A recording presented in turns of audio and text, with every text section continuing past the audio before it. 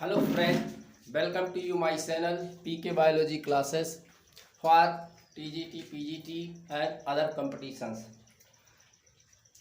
तो फ्रेंड आज हम आपके लिए लेकर आए हैं बहुत TGT के इम्पोर्टेंट क्वेश्चंस हैं और ये क्वेश्चंस जो है सिर्फ TG की तैयारी के लिए है और ये क्वेश्चंस जो है कहीं ना कहीं जो है किसी न किसी पेपर में अवश्य पूछे गए हैं।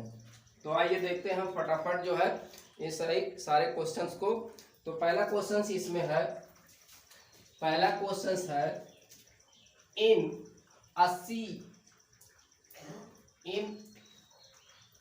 80s राइबोसोम्स यानी कि 80s राइबोसोम्स में RNA and protein ratio is, यानी कि 80s के राइबोसोम्स में आरएनए और प्रोटीन का रेशियो क्या होता है। तो 80s के राइबोसोम्स में आरएनए और प्रोटीन का जो रेशियो होता है 1:1 होता है। तो क्वेश्चन 80s के लिए था, राइबोसोम्स के लिए, लेकिन यहाँ आप देख लीजिए क्वेश्चन और एक्स्ट्रा क्वेश्चन है 70s का राइबोसोम्स जो आपका है 70s के राइबोसोम्स में आरएनए और प्रोटीन का जो रेशियो होता है वो 2:1 का होता है। तो ये दोनों क्वेश्चन आप याद कर लेंगे, बहुत ही इंपॉर्टेंट क्वेश्चन है। दूसरा क्वेश्चन हम देखते हैं, क्रॉसिंग ओवर अकर इन, क्रॉसिंग ओवर जो है जो आपका चलता है मियोसिस डिवीजन चलता है। तो मियोसिस डिवीजन में ही ये जो है मियोसिस डिवीजन कह सकते हैं हम, मियोटिक सेल डिवीजन में जो है ये क्रॉसिंग ओवर आपको देखने को मिलता है।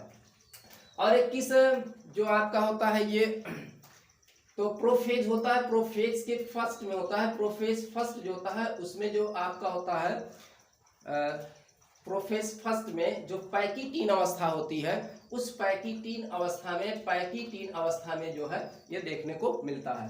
तो यहाँ क्रॉसिंग ओवर आपका मिलता है मियोटिक सेल में, यानी कह सकते हैं मियोसिस जब डिवीजन होता है यानी कि रिडक्शन जब डिवीजन होता है तब वहाँ देखने को ये मिलता है। और ये जो है जो आपका प्रोफेज फर्स्ट होता है और प्रोफेज फर्स्ट के जो है जो 5 उप अवस्थाएं हैं उसके जो है पैकीटीन अवस्था में मिलता है। ठीक है, तो पैकीटीन अवस्था में मिलता है, इसको आप याद कर लेंगे बढ़िया से। तीसरा क्वेश्चन आपका है, which of the following is divide of nuclear. तो ये कौन सी जो है निम्नलिखित में से, ये देखिए ऑब्जेक्टिव क्वेश्चन थे, सभी जो है ऑब्जेक्टिव क्वेश्चन थे और मैंने इसको केवल जो है उसका क्वेश्चन है और यहाँ पर उसका केवल मैं आंसर यहाँ पर दे रहा हूँ और उसके साथ साथ में थोड़ा सा उसको और मैं डिस्क्राइब भी करता चलूंगा। तो देखिए यहाँ अब जो तीसरा क्वेश्चन है कह रहा है which of the following is divide of nuclear, यानी कि निम्नलिखित में से किसमें न्यूक्लियर नहीं होता यानी कि केंद्रक नहीं होता है। तो देखिए केंद्रक कहाँ कहाँ नहीं होता आपका, न्यूक्लियर मेम्ब्रेन, आपका न्यूक्लियर मेम्ब्रेन एंड माइटोकॉन्ड्रिया नहीं होता है। तो यहाँ 4 ऑप्शंस दिए थे और मैं इसको केवल एक ही आंसर, एक ही उत्तर में मैं इसको चेंज कर रहा हूँ इसको। तो कौन से होते हैं वो, बैक्टीरिया।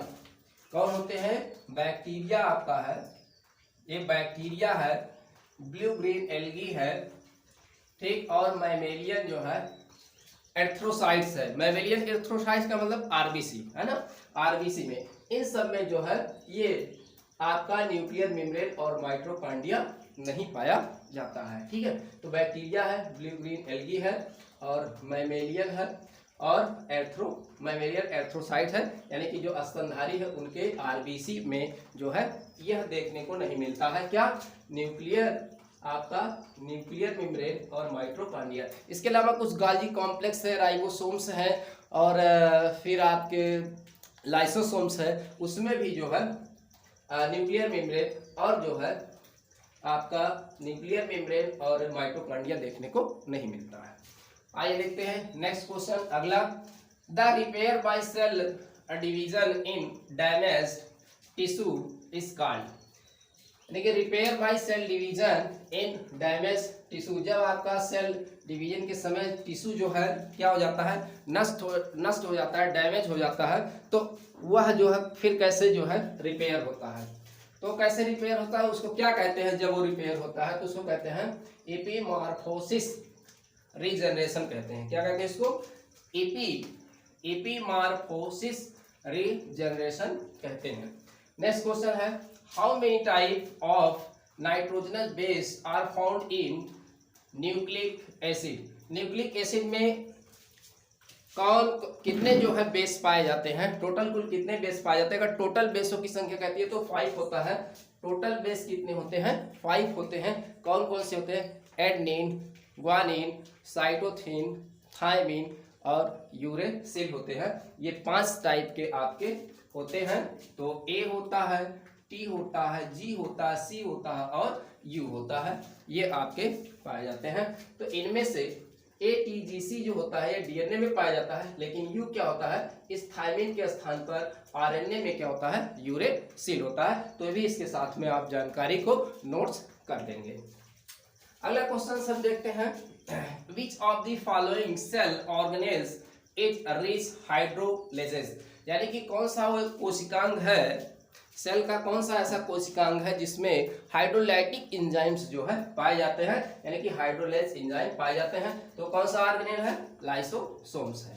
वो कौन सा ऑर्गेनेल्स है, लाइसोसोम्स में जो है ढेर सारे जो है हाइड्रोलाइटिक एंजाइम्स जो है पाए जाते हैं। और लाइसोसोम की ये भी खासियत है, लाइसोसोम जो होता है केवल एक हरी परत से यूनि मेम्ब्रेन से एक हरी परत से जो होता है घिरा होता है। नहीं तो जैसे आपके प्लास्टिस्ट है, माइटोकॉन्ड्रिया है, ये सब क्या होते हैं, दोहरी परत से क्या होते हैं, घिरे होते हैं। आउटर और इनर लेयर होता है, लेकिन इसमें केवल लेयर होता है, एक ही झिल्ली इसमें पाई जाती है। और राइबोसोम्स होता है, उसमें कोई भी झिल्ली नहीं होती है।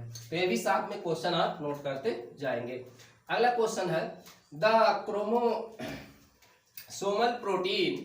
क्रोमोसोमल प्रोटीन क्या है, हिस्टोन आर डिवाइड ऑफ, यानी कि क्रोमोसोमल प्रोटीन हिस्टोन जो होता है आर डिवाइड ऑफ, मतलब क्रोमोसोमल प्रोटीन नहीं होता है। क्रोमोसोम में कौन सा प्रोटीन्स जो है नहीं होता है, हिस्टोन प्रोटीन, तो क्या है, ट्रेप्टोफान। क्या है, ट्रेप्टोफान होता है। ये एक प्रकार का एमिनो एसिड है, तो ये जो है नहीं होता है। तो अगला क्वेश्चन है, at the end of first meiotic division the male germ cell differentiate into, क्या होगा, इसका आंसर क्या होगा, सेकेंडरी स्पर्मोसाइट्स होगा। सेकेंडरी स्पर्मोसाइट्स, प्राइमरी स्पर्मोसाइट्स होता है, सेकेंडरी स्पर्मोसाइट्स होता है। तो eight the end of first meiotic division, यानी कि फर्स्ट मेयोटिक डिवीजन के जो अंत में होता है, तो the male germ cell differentiate into, किसमें डिफरेंशिएट हो जाता है, भिन्नता हो जाती है, सेकेंडरी स्पर्मोसाइट्स में। अगला क्वेश्चन है, meiosis take place in. Meiosis जो होता है यह किस सेल में पाया जाता है। तो सेल जो है कई प्रकार के होते हैं, लेकिन ये मियोसिस जो होता है, यानी कि जो मियोटिक डिवीजन होता है, अर्थात जो कह सकते हैं रिडक्शन डिवीजन होता है, वो किस प्रकार के सेल में देखने को मिलता है। तो किस सेल में मिलता है, जर्म सेल में देखने को मिलता है, germ cell of haploid individual. तो इसमें जर्म सेल में ही केवल आपको मियोटिक दिखेगा। अगर आपका जर्म सेल नहीं होगा तो इसमें क्या होगा, माइटोटिक डिवीजन आपको देखने को मिलेगा। तो नेक्स्ट क्वेश्चन हम देखते हैं। अगला क्वेश्चन है, एक कपल हैज 5 डॉटर्स, यानी कि एक दंपति का जोड़ा है, जिसमें क्या है, दंपति का जोड़ा है और उसके पास क्या है, 5 डॉटर हैं बट नो सन, लेकिन उसके पास कोई भी जो है पुत्र नहीं है, उसके पास सन नहीं है। तो the possibility of son as the 6th child will be, तो अगर जो उसका 6वां बच्चा पैदा होगा तो कितने % की पॉसिबिलिटी होगी कि पुत्र होगा। तो कितने % की पॉसिबिलिटी होगा, 50% का चांस हो सकता है कि पुत्र उसके पास आ सकता है। ठीक है, तो याद रखेंगे इस क्वेश्चन को। अगला है, होमोलॉगस स्ट्रक्चर आर, तो होमोलॉगस स्ट्रक्चर मैं आपको बता दूं, एक ट्रिक बता दूं, होमो अगर जब भी हो तो होमो, ओ का मतलब यहाँ से ओरिजिन से आप ट्रिक लगाइएगा, ओरिजिन का मतलब होता है उत्पत्ति से, है ना। तो यहाँ होमोलॉगस जो होता है उत्पत्ति में क्या होता है, समान होता है, लेकिन फंक्शन में क्या होता है, डिफरेंट होता है। तो बस यहीं से आप समझ जाएंगे, केवल होमोलॉगस को आप याद करेंगे और बाकी जो है आपको याद हो जाएगा। तो क्या होगा आंसर, सिमिलर इन ओरिजिन। तो सिमिलर क्या होगा, ओरिजिन में क्या होगा, समानता होगा, लेकिन जो है डिसिमिलर इन फंक्शन, लेकिन फंक्शन में क्या होगा, असमानता मिलेगी। लेकिन एनालॉगस अगर कहता है तो एनालॉगस में क्या होगा, आपका उत्पत्ति में क्या होगी, ओरिजिन में क्या होगा, ओरिजिन जो होगा डिसिमिलर होगा और जो आपका फंक्शन होगा वो सिमिलर होगा।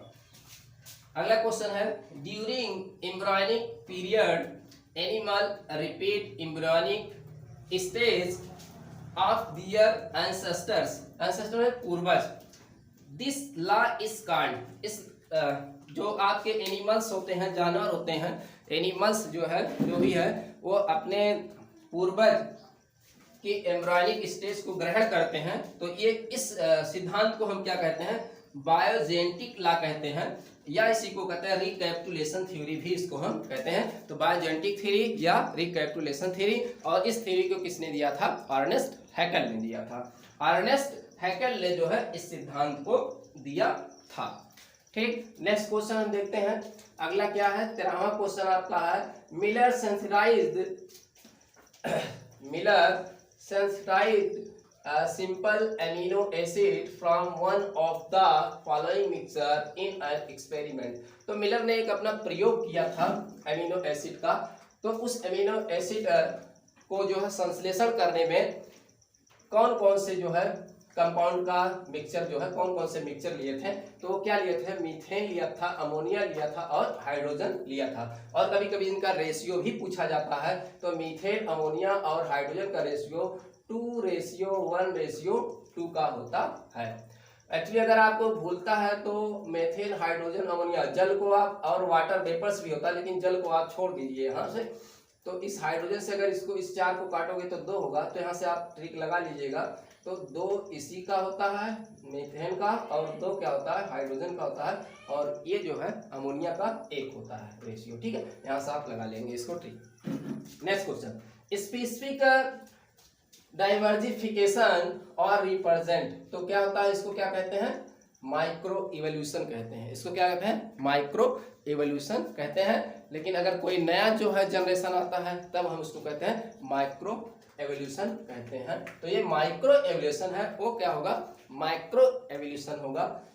अब यहाँ देखिए, mutation by radiation was first experimentally demonstrated by, यानी कि जो म्यूटेशन का जो प्रायोगिक म्यूटेशन का जो रेडिएशन, म्यूटेशन बाय रेडिएशन, तो यानी रेडिएशन के द्वारा जो म्यूटेशन किया गया था, सबसे पहले प्रयोग प्रदर्शन किसने किया था, तो किसने किया था, एच.जे. मुलर ने किया था, 1935 में इसको किया गया था। अगला क्वेश्चन है, जावा एपमैन वाज डिस्कवर्ड बाय, तो जावा एपमैन की डिस्कवर किसने की, डुबोइस ने किया था। ठीक है, which of the following has only one lungs, किसमें जो है केवल एक ही लंग्स होता है, वो कौन सा होता है, ओफीडिया में होता है। ओफीडिया में क्या आते हैं आपके,